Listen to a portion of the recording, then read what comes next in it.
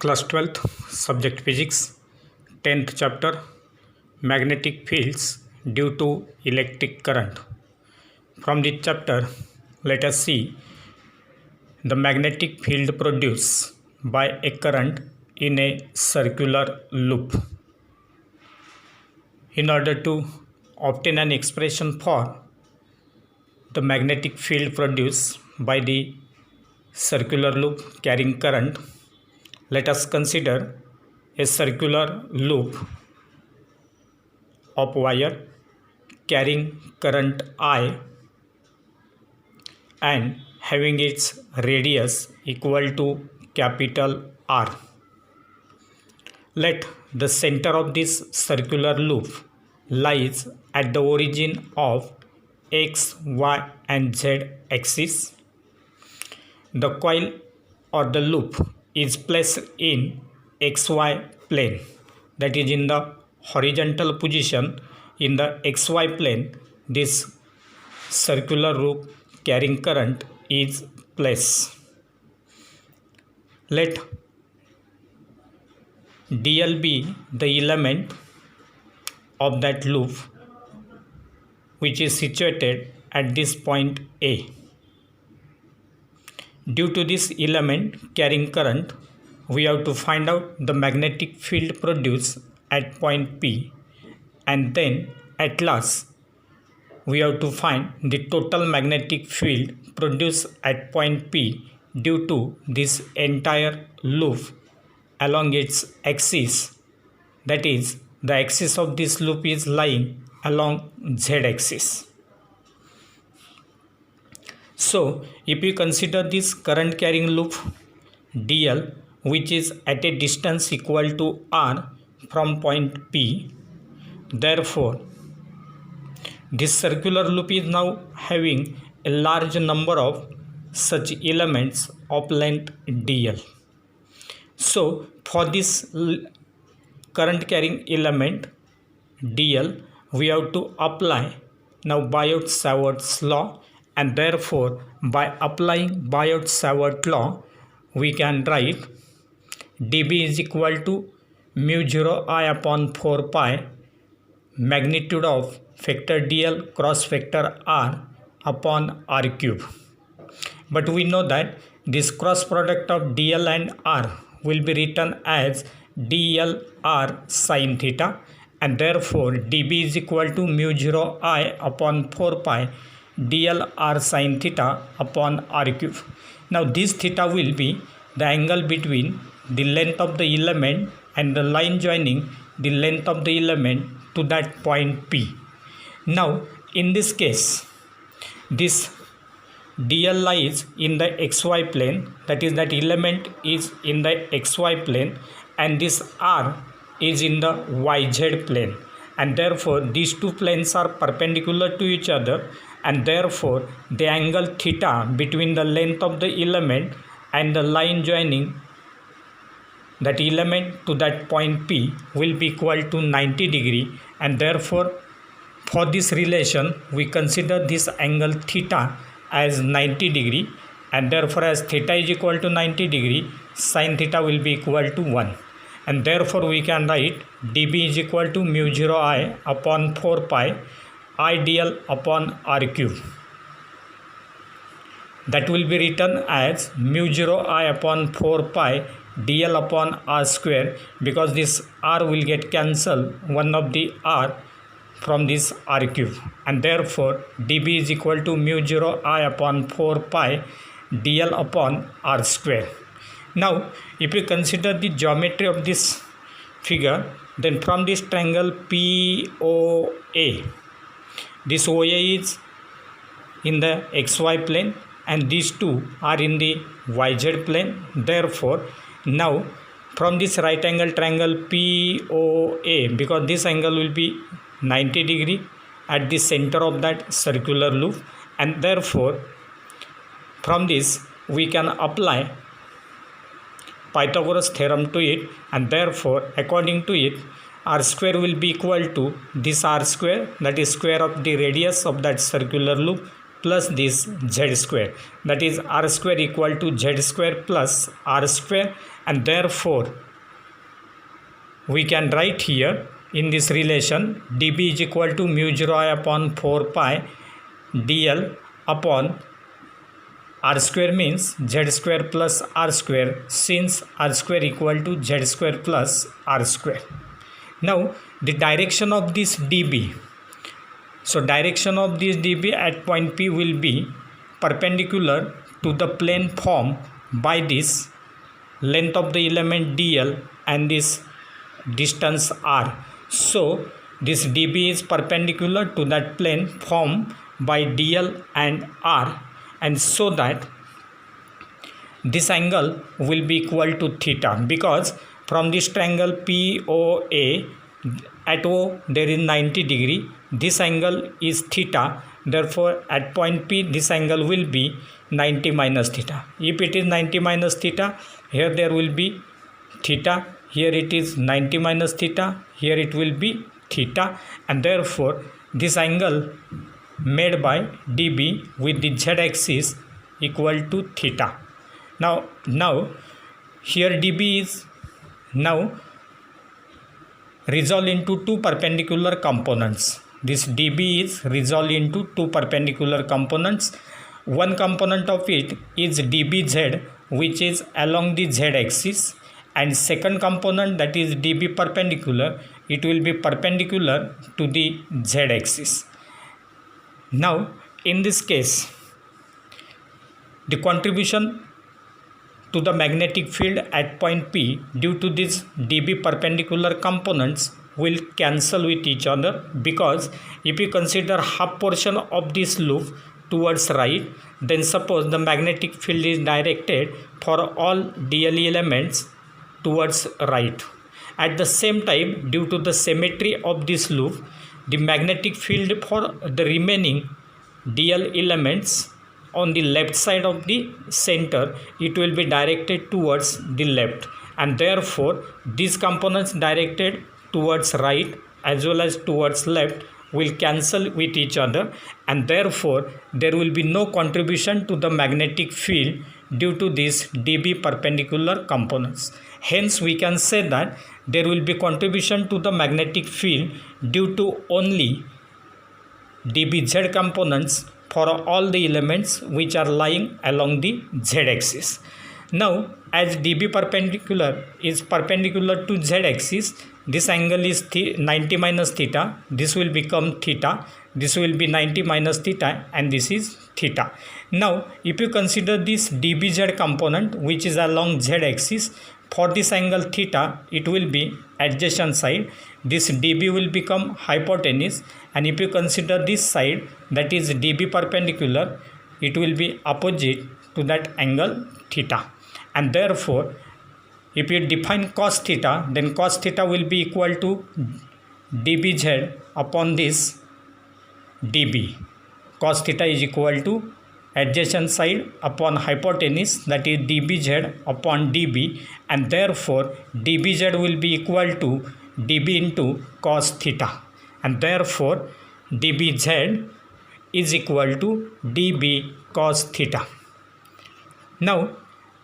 again if you consider this triangle POA, this angle is theta, and therefore for that angle theta, now here this will be the adjacent side, this will be now hypotenuse, and therefore r, capital R upon small r, will be cos of this angle theta, and therefore cos theta will be equal to r by r, but small r is equal to square root of z square plus r square, and therefore cos theta is equal to r upon square root of z square plus r square.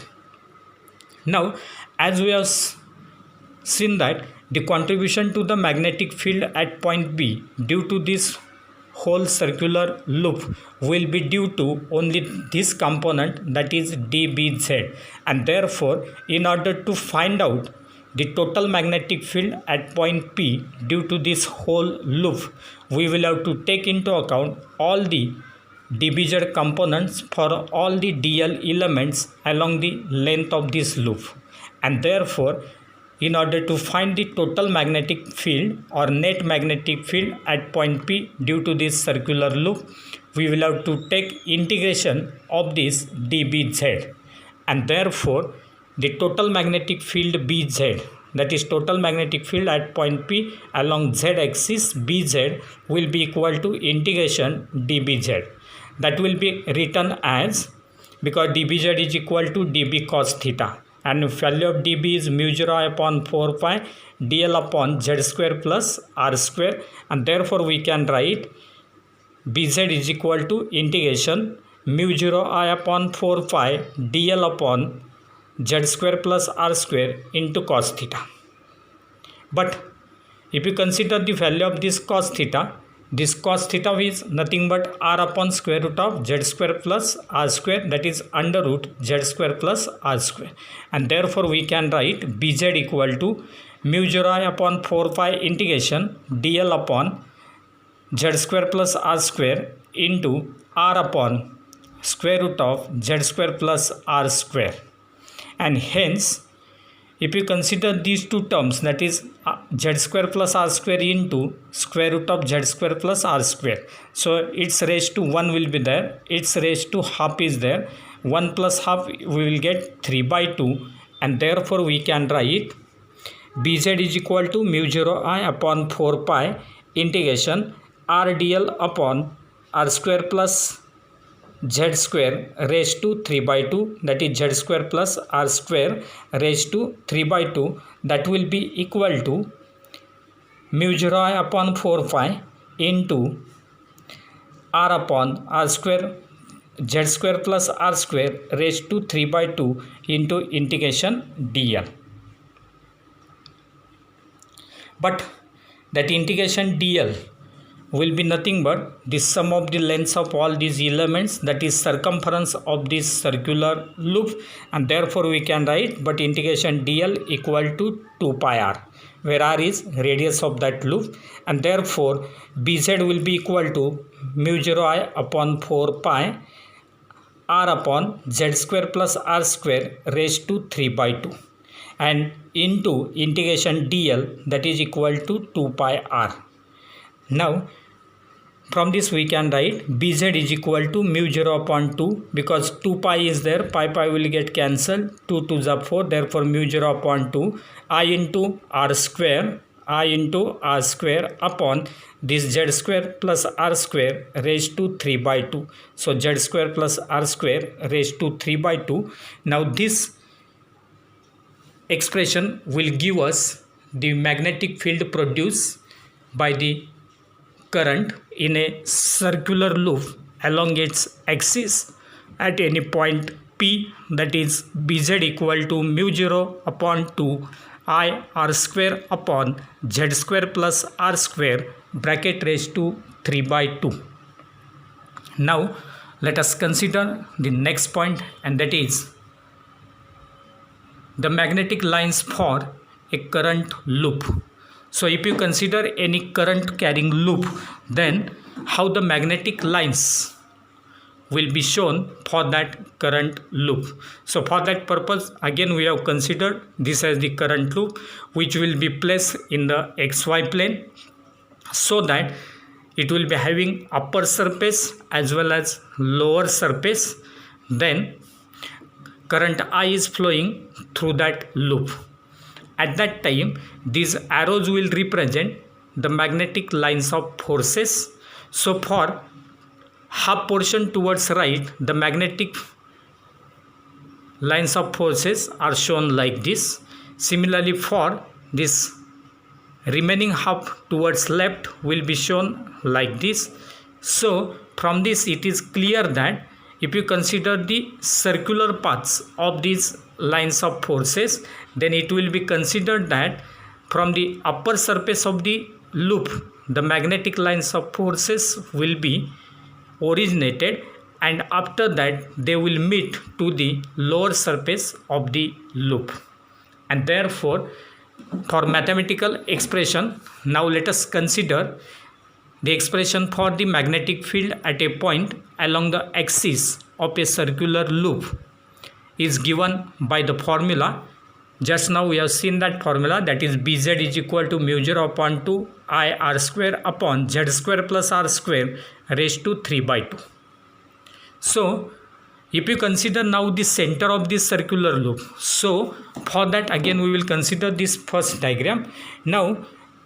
the formula for Bz, that is the magnetic field at point P. Suppose if this point P is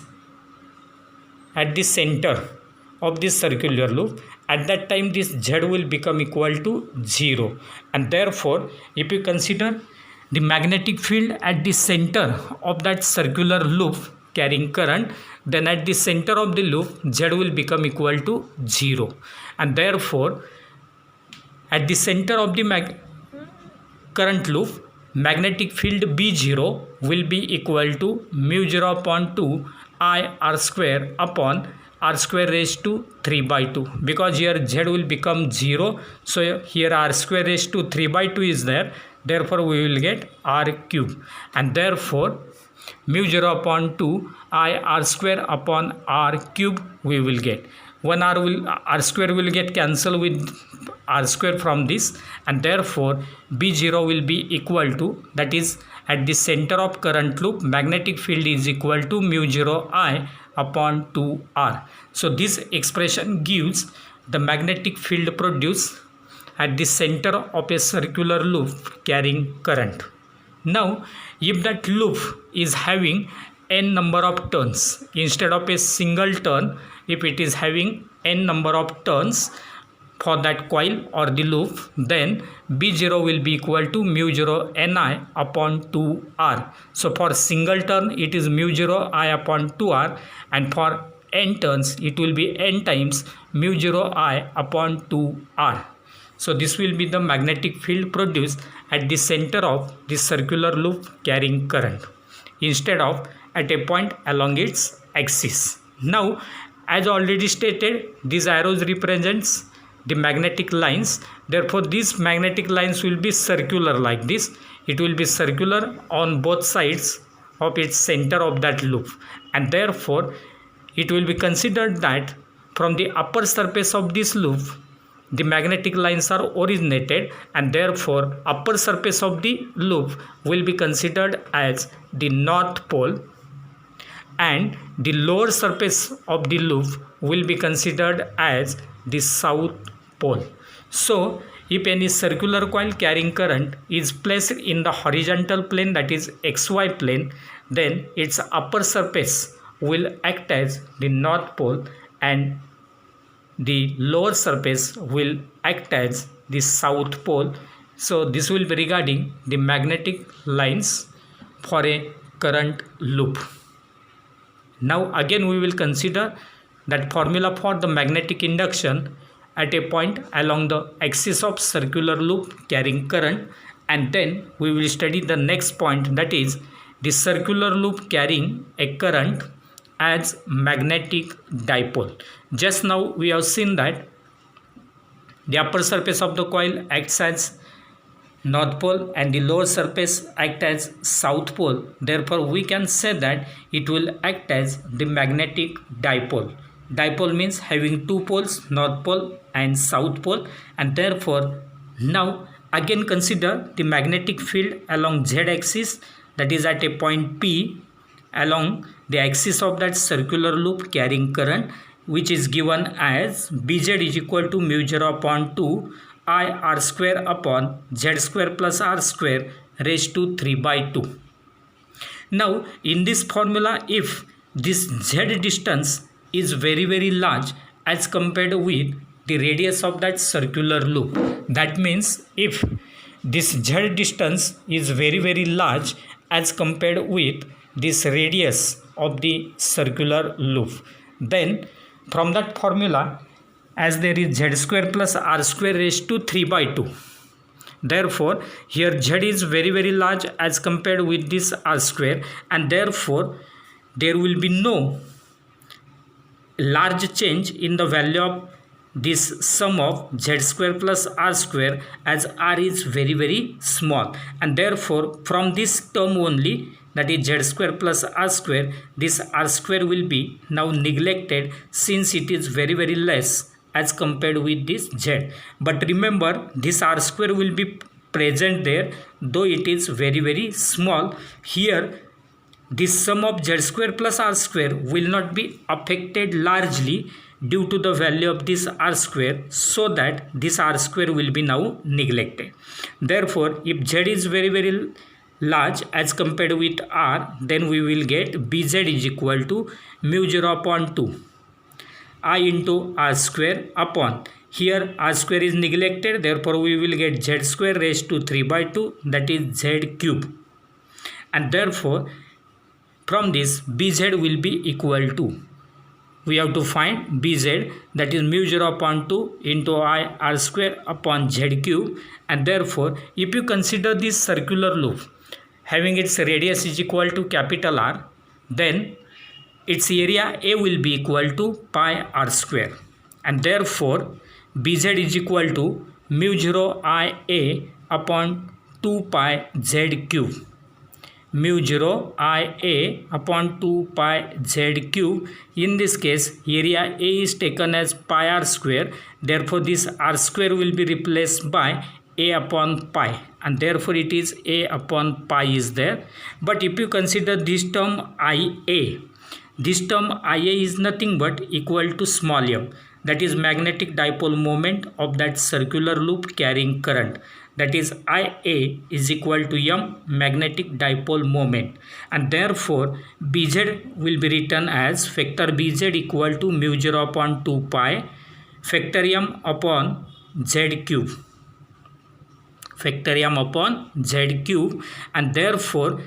it will be written as, now rearranging the terms, here we need mu 0 upon 4 pi, that is constant in case of magnetism, and therefore it will be written as mu 0 upon 4 pi into 2m upon z cube. Here it is divided by 2, so that we will have to multiply it by 2, and therefore we will get the value of bz equal to mu 0 upon 4 pi 2m upon z cube, equation number 1. So this equation will represent the magnetic field